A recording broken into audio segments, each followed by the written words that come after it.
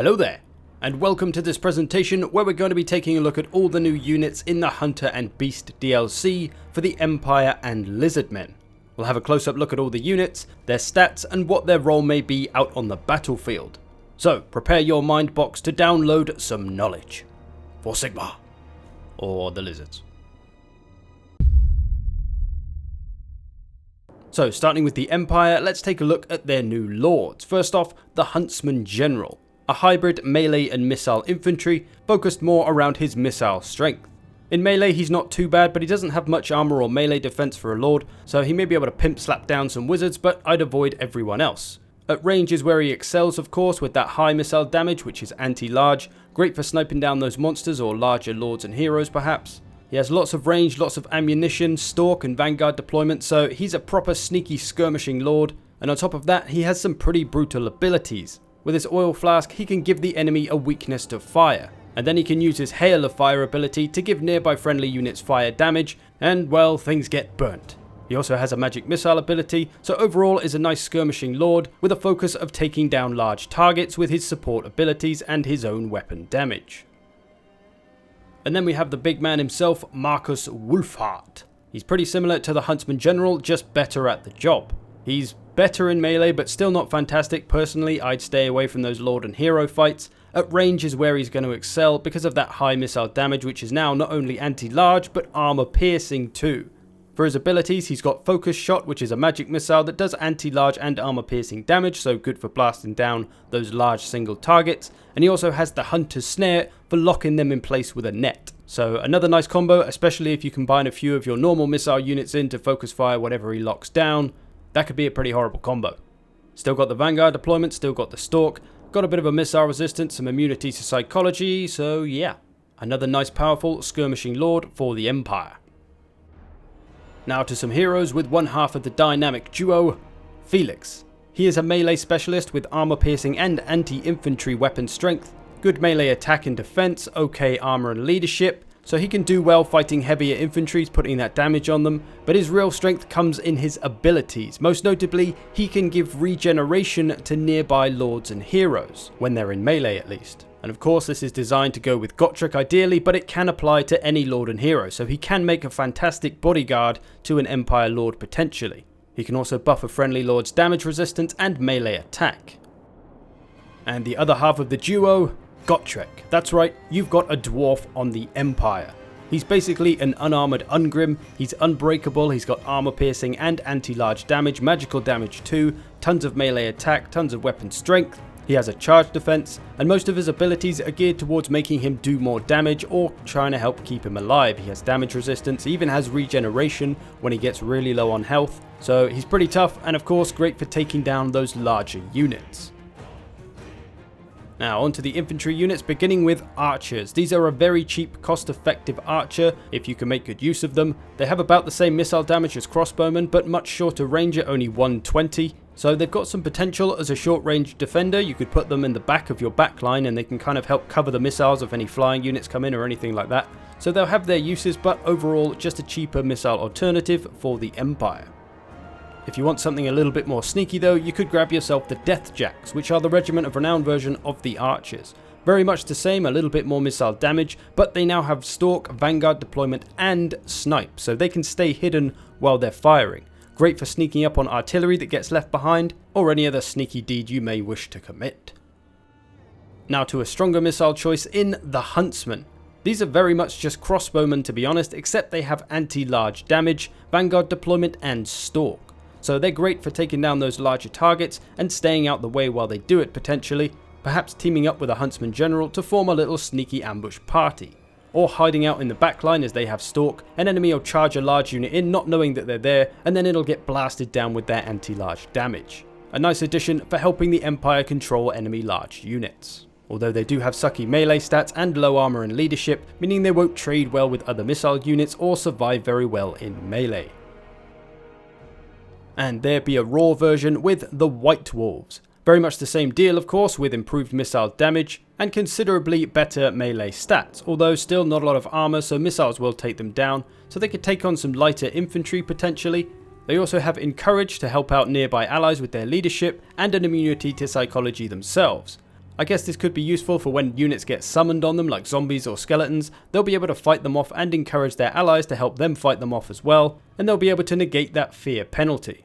They can also fire whilst moving, but only in front of them. So another useful anti-large unit, pretty much the same role as Huntsman though. And then we have what you all really came to this video for, the War Wagon.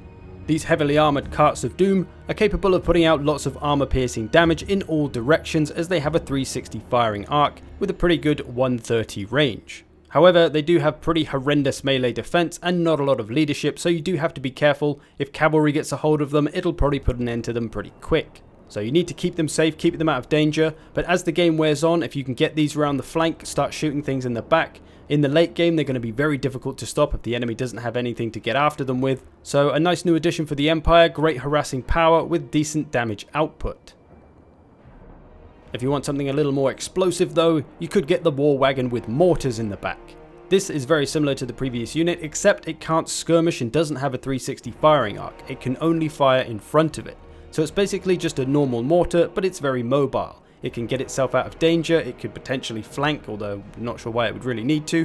It does the same damage as the normal mortar, but has a little bit less range. But the fact that it can get itself out of danger and not be that slow moving lumbering artillery that always gets caught is a nice touch. Again, they need to avoid melee, except maybe in the very late game they could turn into a chariot and just charge around into things as long as they don't stay in combat. But useful if you want to play a bit more offensively and not be slowed down by lumbering artillery. And then we have one of my personal favourite new units, the Black Lions. This is a war wagon with Hellblasters in the back, so it's basically a Regiment of Renown version of the Hellblaster volley gun. It's 4 carts, 4 cannons, does a hell of a lot of missile damage, which is armor piercing. It's got fairly decent range at 250, still not great in the melee though, so keep it away from that. But this one could be fantastic behind the lines as an artillery, just blasting things. And as the flanks become a bit safer, it could flank behind the enemy front line and just start blasting everything in the back, absolutely ripping everybody to shreds. Again, it can only fire in front of it, so it can't skirmish around. But both this and the mortar wagon have a bit less ammunition than their stationary counterparts. So make sure you choose your targets wisely, because eventually they'll just turn into really crappy chariots. Now onto the Lizard Boys, beginning with their lords and the Kroxigor Ancient.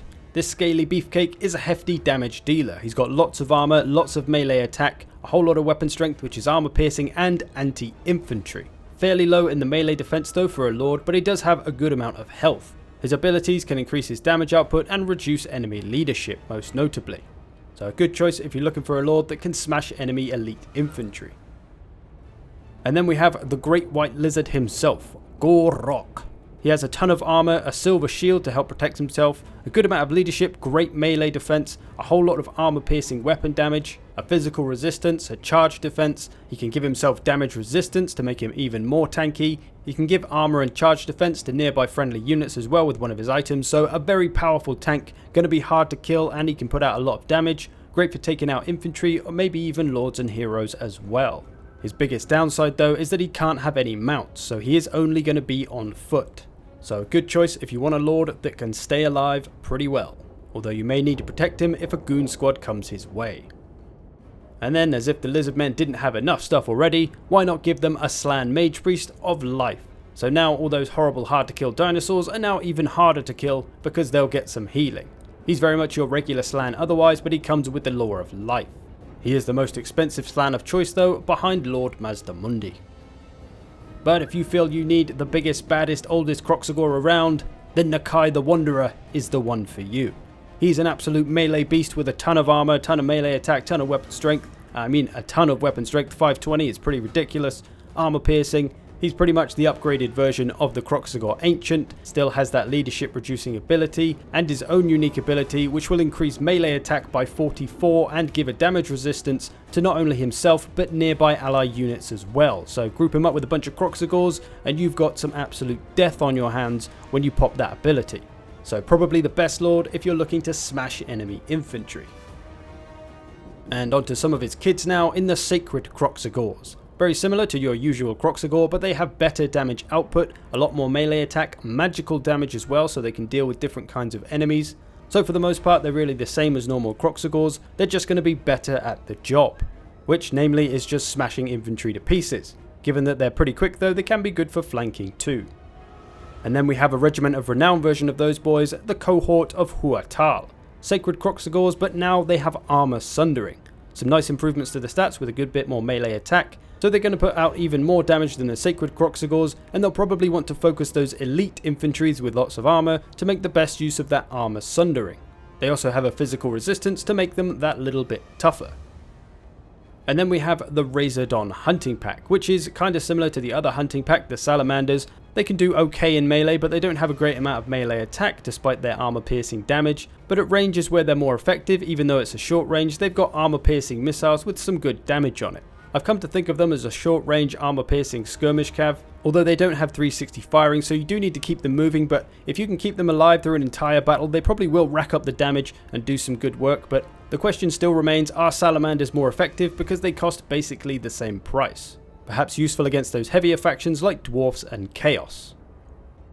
And then the raw version of these, the Amazon Barbs. Very much the same deal, a bit more damage all round though, better in melee with some higher melee attack, and they come with poison on both of their damage types. The Lizardmen do have a fair amount of poison in their army though, so I'm not sure you'd bring them for that, but that poison could help them survive a bit better because they could slow down the speed of enemies that might catch them, because they're not that quick with only 70 speed, but again potentially useful against those heavily armoured factions. Otherwise you'd probably be better off bringing the Umbral Tide.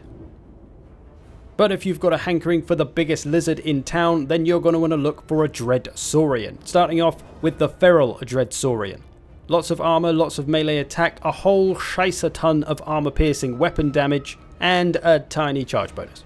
But its high mass means it's going to be very difficult to get hold of. It can push through, charge through, run through all kinds of units, and absolutely deal damage all over the shop to all kinds of enemies. So very much a heavy damage dealer.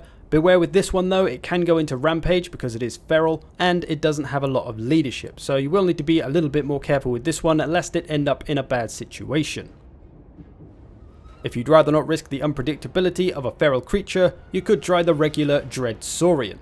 He's got his shit together far better than the previous Dread Saurian, but his melee stats are pretty much identical, but he does now have a little bit more leadership and won't go into rampage.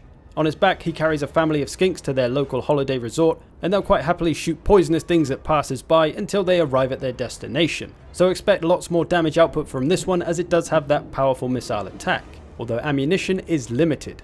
Keep these things alive and moving and they will serve you very, very well.